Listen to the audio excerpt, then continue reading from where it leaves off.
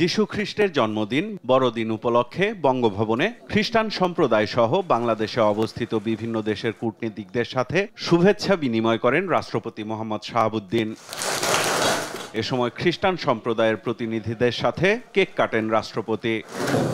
আমন্ত্রিত অতিথিদের উদ্দেশ্যে দেয়া বক্তব্যে রাষ্ট্রপতি বলেন, যিশু খ্রিস্টের শিক্ষা জীবনের চলার পথে প্রতিষ্ঠিত করতে পারলে শান্তি প্রতিষ্ঠার পথ সুগম হবে।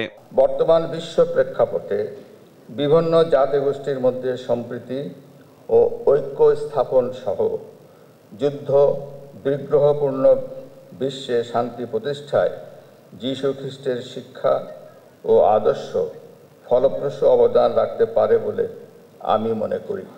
জাতি ধর্ম বর্ণ নির্বিশেষে সবার প্রচেষ্টায় আধুনিক উন্নত বাংলাদেশ গড়ে উঠবে বলেও প্রত্যাশার কথা জানান রাষ্ট্রপতি। বাংলাদেশ সাম্প্রদায়িক সম্প্রীতির দেশ এবং এটা বিশ্বে একটি অনন্য উদাহরণ। এদেশের সকল ধর্মের মানুষ নিজ নিজ ধর্ম ও আচার অনুষ্ঠানাদি স্বাধীনভাবে ও আনন্দঘন পরিবেশে আবহমান কাল থেকেই পালন করে আসছে।